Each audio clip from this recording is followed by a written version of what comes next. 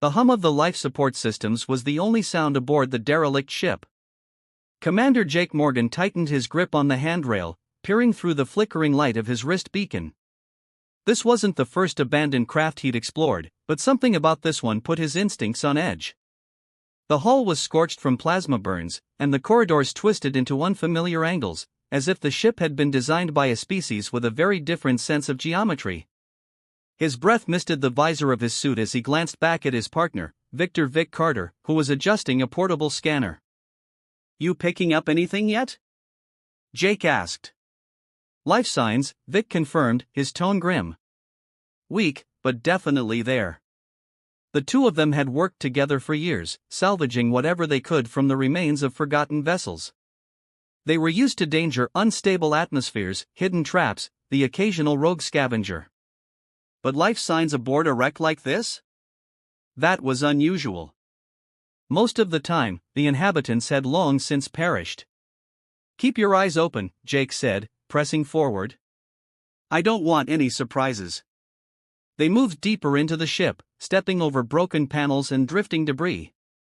The design was utterly alien, smooth, organic curves replaced straight edges, and the walls seemed to shimmer faintly, like they were alive. Vic stopped to scan a strange console, muttering to himself about how it didn't match any known configuration in their database. "Think we're dealing with a new species?" Jake asked, his voice low. "Could be," Vic replied. "Or an old one nobody's seen in centuries." Ahead, the corridor opened into a large chamber. It was dimly lit by pulsing lights embedded in the walls, casting a faint, sickly glow. In the center of the room lay a figure. Jake approached cautiously, motioning for Vic to keep scanning. As he got closer, he could make out the shape, humanoid, but clearly not human. The being's skin was a deep shade of blue, with faintly glowing patterns that ran along its arms and face. It was motionless, and Jake crouched down, studying its features. "Still alive," Vic confirmed, his scanner beeping. "Barely. We need to move fast." Jake pulled a medkit from his pack and started working. He wasn't a doctor, but he knew enough basic first aid to stabilize someone in a pinch. He pressed a device to the alien's neck, hoping it would adapt to its biology. The being's chest rose and fell shallowly, but its eyes remained closed. "Help me lift," Jake said. Together, he and Vic carefully moved the alien onto a portable stretcher. They started back the way they came, the added weight making every step feel heavier. "Why do you think it's still alive?" Vic asked. "This ship's been drifting for who knows how long. Maybe its species can go into some kind of hibernation," Jake guessed. "Or maybe it's just lucky." "Lucky," Vic muttered. "Right. Let's hope it stays that way." They reached their own small salvage vessel, the Argo, docked alongside the derelict. Jake tapped a sequence into his wrist console, and the airlock hissed open. They carefully maneuvered the stretcher inside, securing it in the small med bay. The alien still hadn't stirred, but its breathing had stabilized. Jake adjusted the med scanner, frowning at the unfamiliar readings. "It's tough to tell, but it doesn't seem critically injured," he said. "Just weak. Probably from whatever happened on that ship." "Think we should try waking it up?" Vic asked. "Not yet. Let it rest. We need to figure out what we're dealing with first." Jake and Vic stood in the cramped med bay, staring at their unexpected passenger. The alien's features were striking, angular, yet elegant. Its hair was a cascade of silvery strands that seemed to shimmer under the med bay lights. They'd never seen anything like it before. "We're not equipped for this," Vic said finally. "We should head back to one of the stations, let them take over." Jake shook his head. "If we run into a patrol, they'll confiscate the ship, and we'll lose our claim. Besides, we don't even know what species this is. We're better off handling it ourselves for now." Vic sighed, rubbing the back of his neck. "You're the boss. But if it wakes up swinging, don't say I didn't warn you." Jake glanced at the alien again. Something about it stirred a sense of responsibility in him. It wasn't just about the potential profit of discovering a new species or the reputation they'd gained from a successful first contact. He felt compelled to help, even if he didn't fully understand why. "Let's run a full diagnostic on the ship's systems," Jake said, shifting into action. "We need to know if it's stable enough to move. And see if you can pull any data from that console you scanned earlier. If we can find out where this ship came from, it might give us a clue about who this is." "On it," Vic replied. He headed to the cockpit, leaving Jake alone with the alien. Jake leaned against the wall, watching the rise and fall of the alien's chest.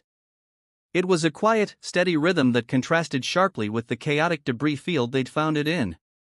He couldn't help but wonder what had happened to the rest of the crew. Were they all gone? Was this one the sole survivor? He wished he had answers, but for now, all he could do was wait. It wasn't long before Vic's voice crackled over the calm. "Jake, you're gonna want to see this." Jake made his way to the cockpit, where Vic had pulled up a holographic display. It showed a star map with a series of strange, looping symbols overlaid on it. Vic gestured to a point on the map. "This is where we found the derelict," he explained. "And these symbols? They're not in any language we've got on file. But look here," he pointed to another section of the map. "This region matches some of the oldest exploration records in the archives."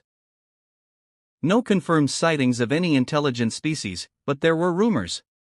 "Ghost stories, really?" Jake frowned. "Ghost stories don't build ships." "Exactly. Which means this might be the first confirmed contact with whatever civilization is out there. If we can figure out what these symbols mean, it could be huge." Jake rubbed his chin, staring at the map. "Can you trace a path back to the closest known station?" Vic nodded. "Already working on it. But it's gonna take a while. The ship's NAV systems are barely functional, and we'll need to run manual calculations." Jake stepped back, his mind racing. They were in uncharted territory, both literally and figuratively. Their passenger was a mystery, their surroundings unfamiliar, and their next move uncertain. But one thing was clear: they couldn't just turn back. This was the kind of discovery that could change everything, and Jake wasn't about to let it slip away. The med bay was dimly lit, the hum of the ship's systems steady in the background. The alien lay still on the stretcher, its glowing patterns faintly pulsing as though syncing with its slow, rhythmic breathing. Jake stood near the diagnostic console, his eyes fixed on the readout. Vic leaned against the bulkhead, arms crossed. "I'm telling you, Jake, we should just head back to one of the hubs," Vic said. "Whatever this is, we're out of our depth." "We've been out of our depth before," Jake replied. He didn't look away from the readout, which still displayed a language he couldn't begin to decipher. "We just need to figure out how to communicate." Vic scoffed. "With what? Hand puppets?" Jake straightened up, turning toward his partner. "You have any better ideas?" "Yeah, maybe we wait until it wakes up, and then try not to scare the hell out of it," Vic shot back. "I mean, think about it. What's it gonna think when it comes to and sees two guys standing over it?" Jake couldn't argue with that. He glanced at the alien again. The creature's appearance was striking, yes, but its vulnerability struck him even more. Despite the sleek scales and glowing lines, it looked fragile, more fragile than he'd expect from something aboard a ship designed for the void of space. "Let's try to make the environment as neutral as possible," Jake said. "Lower the lights, keep our movements slow. Maybe set out some water or food if it even eats what we eat." Vic sighed, pushing off the bulkhead. "Fine. But you owe me one if it wakes up swinging." Together, they dimmed the overhead lights and set out a tray of various rations, a water pouch, a protein bar, and a piece of dried fruit. It felt like a shot in the dark, but Jake hoped it would show they weren't a threat. "Any clue how long it's been out?" Vic asked as he adjusted the ship's environmental settings. "No idea," Jake admitted. "But it's breathing steady. That's a good sign, at least." They stood silently for a moment, the weight of the situation settling in. It wasn't often they found something or someone like this. Most salvage jobs involved picking through old cargo, broken tech, or abandoned stations. This was different. This was alive. Vic broke the silence. So, assuming it does wake up, what's our plan? Jake rubbed the back of his neck. We start simple.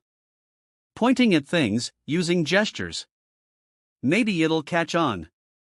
And if it doesn't? Then we keep trying. Vic shook his head.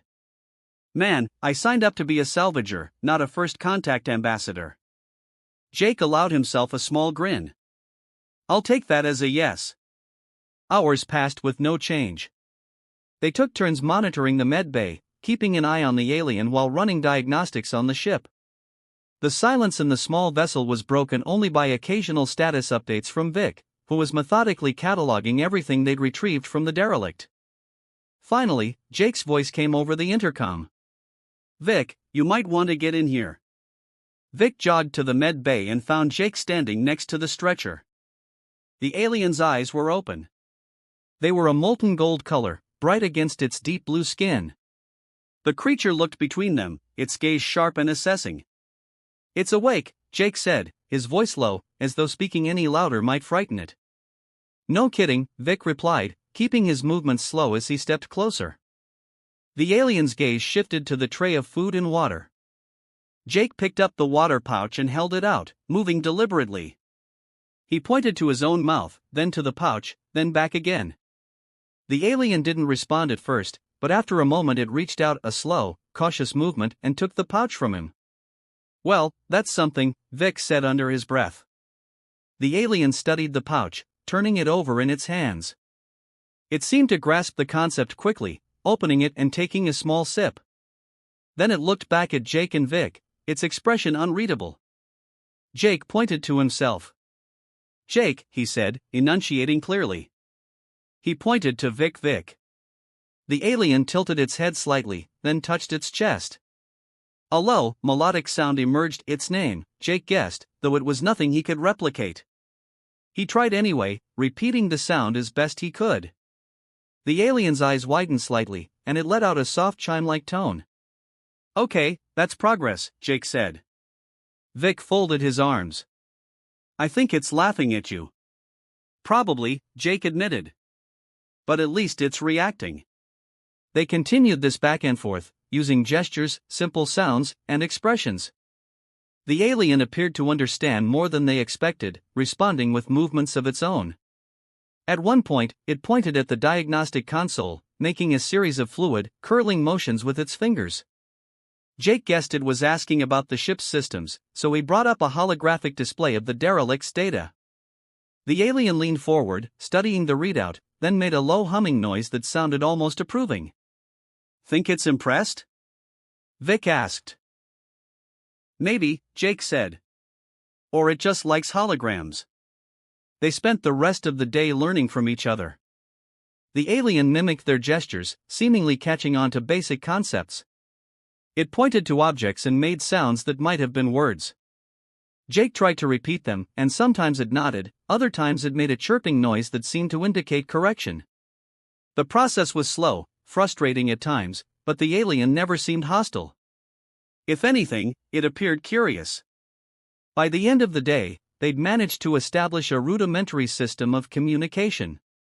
It wasn't a full language, not by a long shot, but it was enough to convey simple ideas: food, water, tools, danger. The alien, for its part, seemed to grasp more than it let on. It moved with a grace that suggested intelligence and training, and Jake began to suspect it might be some kind of engineer or scientist. Vic stretched his arms, letting out a yawn. This is exhausting. I didn't think teaching would be part of the job. Neither did I, Jake said. But we're making progress. Vic gave him a skeptical look. You call this progress? We can barely say hello. Jake smiled faintly. It's a start. As they prepared to cycle the ship into nighttime settings, the alien reached out, touching Jake's arm lightly. He turned, meeting its gaze. It made a soft sound, almost like a question. Jake couldn't understand the words, but he could see the meaning in its eyes. It wasn't fear, or anger, or confusion. It was a spark of connection, a tentative bridge between two entirely different worlds. Jake nodded. Yeah, he said softly, though he doubted it understood. We'll figure this out. Vic watched the exchange silently, then shook his head. You're either a genius or an idiot, Jake. I can't decide which. Maybe a bit of both, Jake admitted, his gaze still on the alien. But I think it's worth it. Can you hold that steady? Jake said, gripping a section of scorched tubing in one hand while pointing to the patch kit in the other. I need 2 hands to get this thing sealed. Vic squatted next to him, stabilizing the tube. You sure this'll hold? Looks pretty far gone. Nothing a little ingenuity can't fix, Jake replied. He pressed the adhesive patch onto the damaged tubing, holding it in place until it bonded. There. That should buy us some time. The derelict ship wasn't falling apart yet, but it was close.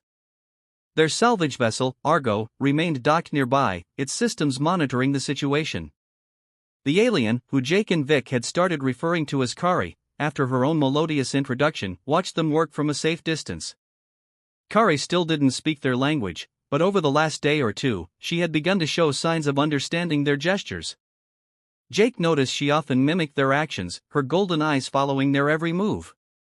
While Vic had initially been skeptical of her presence, even he had to admit she was more help than he expected. Okay, we've patched up the worst of the leaks, Jake said, wiping his hands on a rag. But I don't trust these power relays. We need to reroute some of the energy flow before we overload something critical. Agreed, Vic said, already pulling up a schematic on his wrist pad.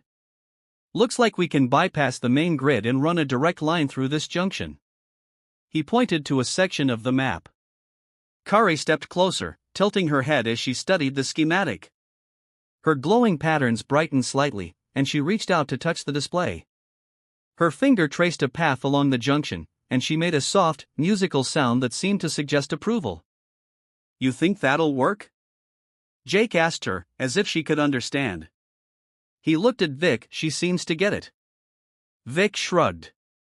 As long as it doesn't blow up in our faces, I'm good with it. Kari let out a chime-like tone and gestured toward a nearby console. It was one of the few that still seemed functional, though it was coated in dust and darkened with age. Jake nodded, taking the lead.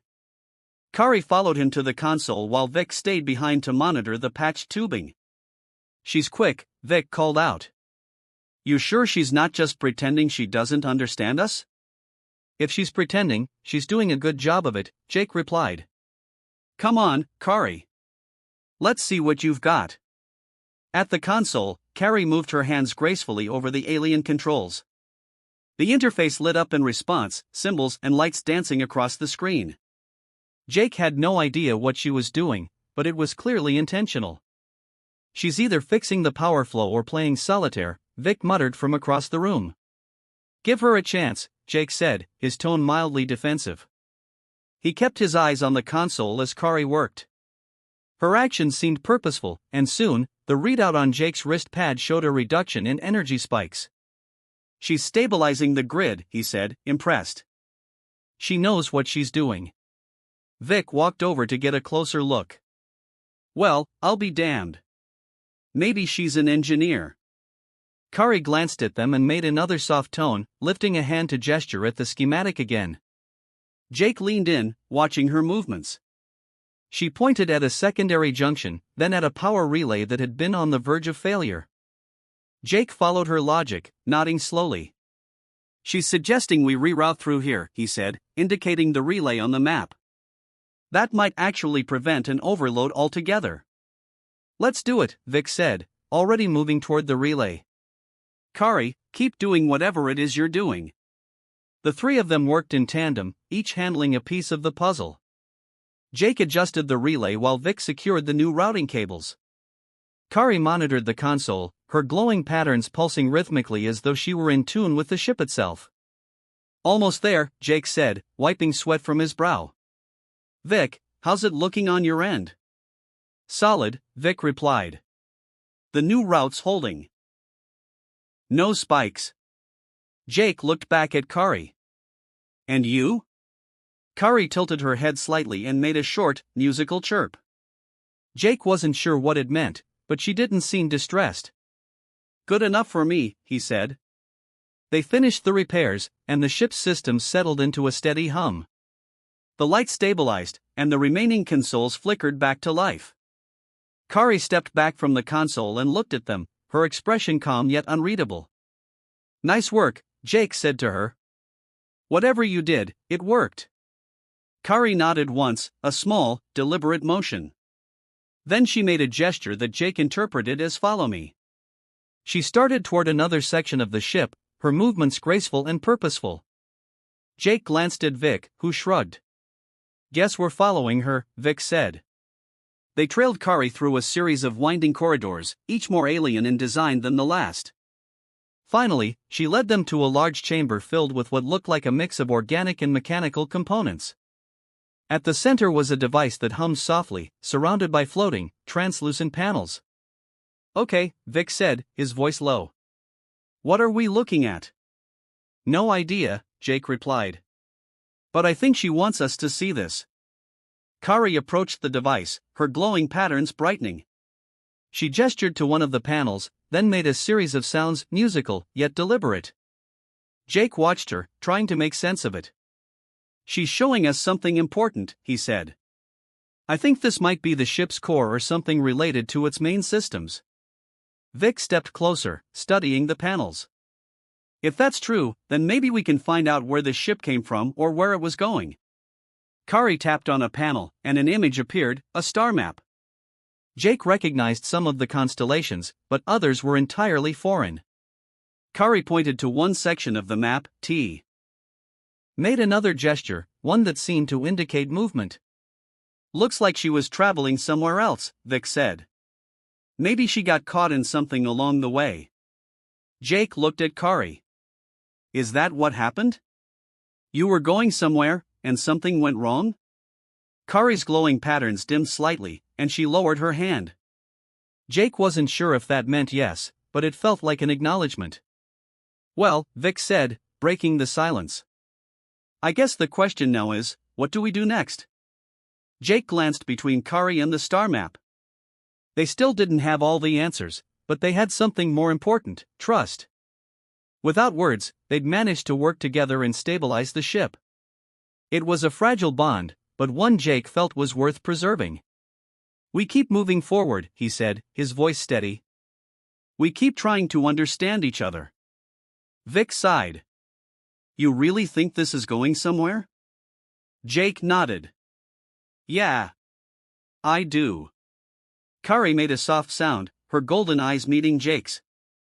It wasn't a word, but it didn't need to be. In that moment, Jake felt like they understood each other perfectly. "All right, Vic, hold it steady," Jake called over his shoulder. He balanced on the edge of a rocky outcrop, securing a makeshift antenna into the ground. Vic, several feet below, tightened the line attached to the base. "Tell me again why we're doing this." Vic grumbled. "This isn't exactly what I signed up for." "Because," Jake said, adjusting the antenna's angle, "if we can boost our signal, we can send a message. Maybe figure out where we are, or if there's anyone else out there who can help us." Kari stood nearby, her golden eyes watching their efforts intently. She hadn't made a sound since they'd climbed up to the ridge, but her presence was unmistakable. Her glowing patterns faintly pulsed as she scanned their work, her gaze shifting between the antenna and the handheld receiver Jake had propped against a rock. "Jake, you sure this'll work?" Vic asked, leaning into the rope to keep the antenna stable. "Nope," Jake admitted. "But it's worth a shot."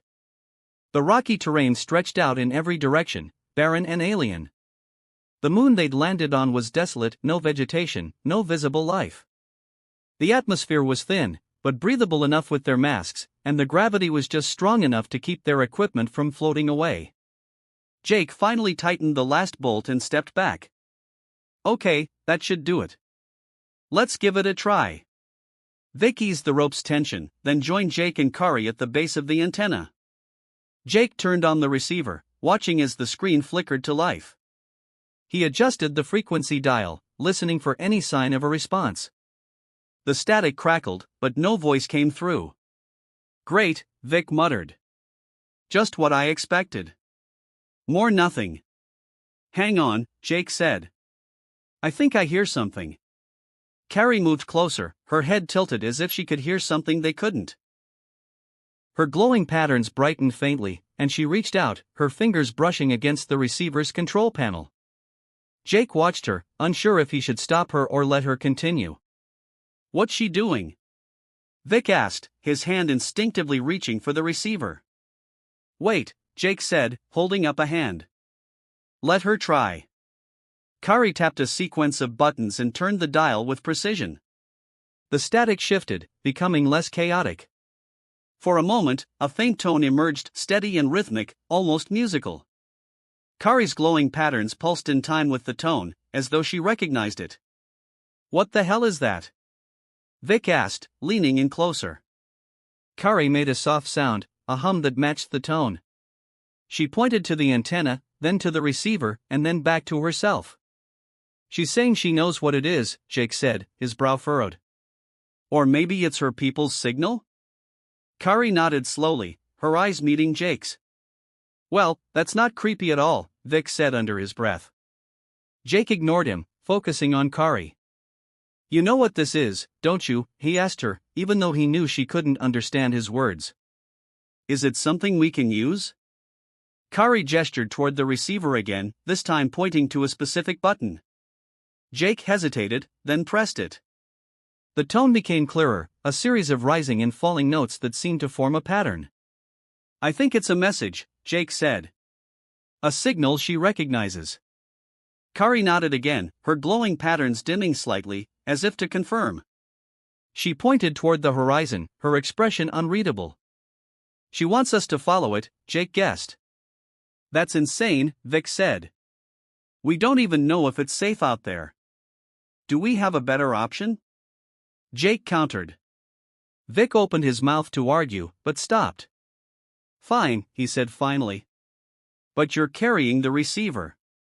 The three of them descended the rocky ridge, following the faint signal. The tone grew stronger as they moved, guiding them across the moon's barren landscape. Kari led the way, her glowing patterns brightening and dimming in rhythm with the signal.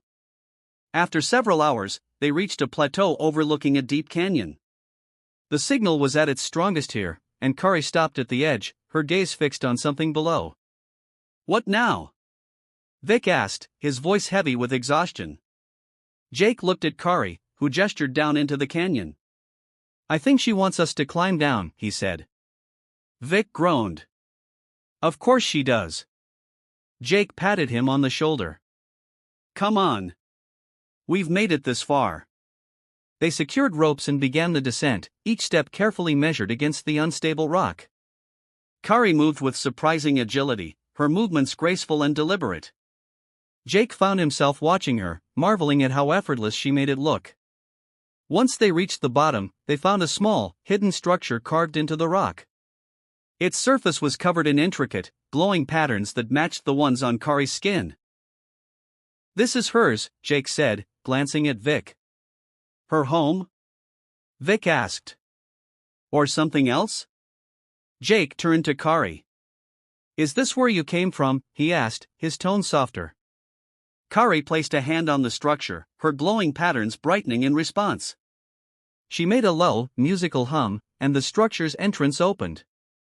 Without hesitation, she stepped inside. Jake followed, with Vic close behind. Inside, the walls were smooth and warm to the touch. A faint light emanated from the surfaces, illuminating the space without any visible source. The air felt different here, heavier, but not oppressive. Kari moved to a central console, her fingers gliding over its surface. Symbols and patterns appeared, swirling in intricate sequences. She pointed to a section of the console, then looked at Jake. "She wants you to help," Vic said, his voice low. "You sure about this?" Jake nodded. "I think she needs me to activate something." He stepped closer, watching her movements. When she gestured for him to touch the console, he placed his hand on it.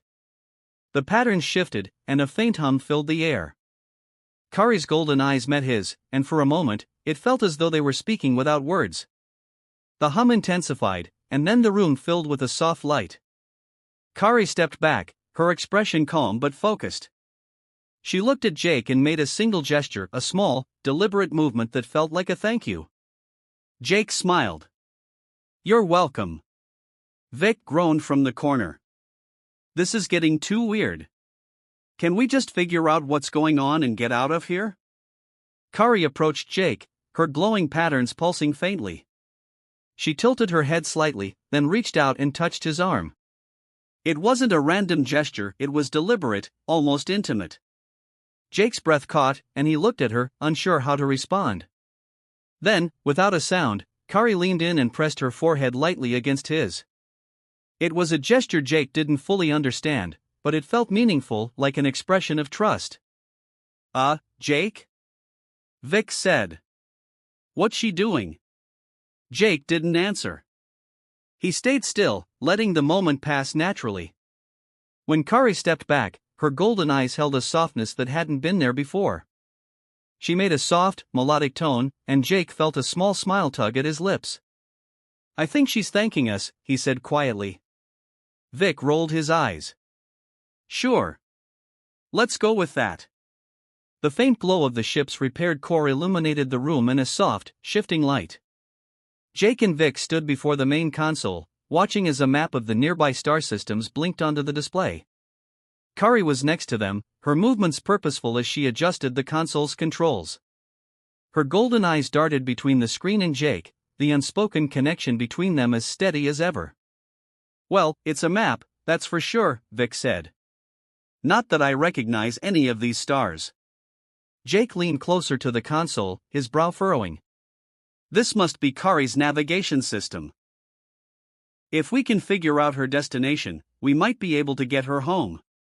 Kari touched a particular star on the map, her glowing patterns pulsing as she hummed a short, melodic phrase. Jake turned to her, his voice calm. "You want us to head there?" Kari nodded, her gesture slow and deliberate. Vic crossed his arms. "Okay, but how do we know that place is still safe? For all we know, whatever wrecked the ship is waiting for us out there." "We don't know," Jake admitted. "But Kari does. She hasn't steered us wrong so far." Vic sighed. "Fair enough. But if we run into trouble, don't say I didn't warn you." Kari stepped away from the console and moved toward the viewport. She gestured at the stars beyond, her body language almost serene. Jake followed her, his footsteps light. "She really thinks we can get her there," he said softly, half to himself. "Or she's just really good at pretending," Vic muttered from the console. Jake ignored him, focusing on Kari. "We'll get you home," he said, knowing she couldn't understand the words but hoping the sentiment came through. Kari turned to face him, her glowing patterns dimming slightly. She reached out and touched his arm, her touch light, almost hesitant. Jake felt a warmth spread from that point of contact, as if her presence alone was enough to reassure him. "We should prepare the ship," he said, looking back at Vic. "Check the engines, make sure we have enough power for the jump." "Already on it," Vic replied. "You two have your little moment. I'll make sure we don't blow up halfway there." Kari tilted her head slightly, watching Vic as he left the room. Then her gaze returned to Jake. She made a soft sound, a tone that seemed to convey a question. Jake hesitated, then nodded. "Yeah, I'm nervous too. But we'll figure it out." He wasn't sure why he kept talking to her. Maybe it was the way she watched him, as if she were listening. Maybe it was the way her gestures and sounds made him feel like they were connected, even without words. Over the next few hours, the three of them worked in tandem. Vic handled the mechanical systems, double-checking the ship's engines and power reserves. Jake and Kari focused on navigation, comparing her star map to the ship's rudimentary charts. Kari's knowledge of her own systems was invaluable. She moved with precision, her glowing patterns pulsing in time with the ship's hum.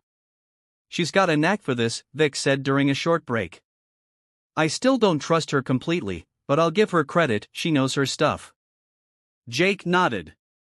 "She's probably a scientist or engineer back home. I don't think she ever meant to end up here." Vic shrugged. "Neither did we." The moment came when the engines were ready and the navigation system was locked onto Kari's destination. The three of them stood together in the cockpit, the stars stretching out before them. All systems go, Vic said. This is your show, Jake. Let's see where it takes us. Jake glanced at Kari. She made a gesture that seemed to mean start or go. He reached out and engaged the ship's jump drive. The stars blurred, streaking past the viewport as the ship entered faster than light travel. The cockpit's lights dimmed slightly, the hum of the engines steady. Jake felt a tension in his chest, not from fear but from anticipation. Let's hope this works, Vic said. No going back now. Kari remained focused, her glowing patterns bright. She sat near the console, her hands resting lightly on her knees. She looked calm, more composed than either Jake or Vic. When the ship exited the jump, the viewport filled with the light of a bright blue star. Around it, a cluster of planets floated, their surfaces gleaming like polished gemstones. Jake stared at the sight, his breath caught. Is that it? Vic asked, his voice softer than usual. Kari stood, her eyes fixed on the third planet from the star. She made a soft, lilting sound that resonated through the cockpit. Her glowing patterns pulsed faster, more vividly. She recognizes it, Jake said, his voice low. Kari pointed to the planet, her gaze meeting Jake's. He didn't need to understand her language to know what she was saying, that was her home. All right, Jake said, his voice firm. Let's get her down there. They maneuvered the ship into orbit, scanning for a safe landing spot. Kari's gestures guided them to a wide, open plain surrounded by crystal-like formations. The landing was smooth, the ship settling onto the surface with a soft thud. Kari stood at the airlock, looking back at Jake and Vic. Her expression was unreadable, but her glowing patterns pulsed softly, warmly. She's going to leave, isn't she? Vic said. Jake nodded. This is her world. She belongs here. Kari approached Jake, standing close. She reached out and touched his arm again, the same light, deliberate gesture. Then she leaned in, her forehead pressing gently against his. Jake closed his eyes, letting the moment linger. When she pulled back, she made a sound, a single, rising note that seemed to carry more meaning than words ever could. Goodbye, Jake said softly. Kari stepped to the airlock, the door opening to the vibrant, alien landscape beyond. She turned back once, her golden eyes meeting theirs, before she stepped out onto her home soil. The airlock closed, and Jake and Vic stood in silence. The cockpit felt emptier without her presence, but it wasn't a hollow feeling. Well, Vic said, breaking the quiet. Guess it's just us again. Jake smiled faintly. Yeah. Just us. Vic clapped him on the shoulder. Let's get out of here. We've got our own home to get back to. Jake nodded. He turned to the console, setting the course back to known space. As the ship lifted off, leaving Kari's world behind, he felt a sense of peace. They might not have spoken the same language, but they had understood each other perfectly. And that was enough.